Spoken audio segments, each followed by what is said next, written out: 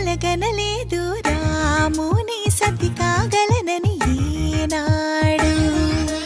రాముడు అనుకోలేదు జానకి పతి కాగలనని ఆనాడు.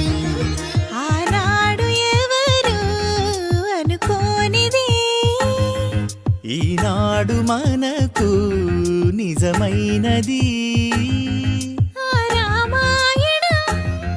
మన జీవన పారాయణం. రాముడు అనుకోలేదు జానకి పతి కాగలనని ఆనాడు.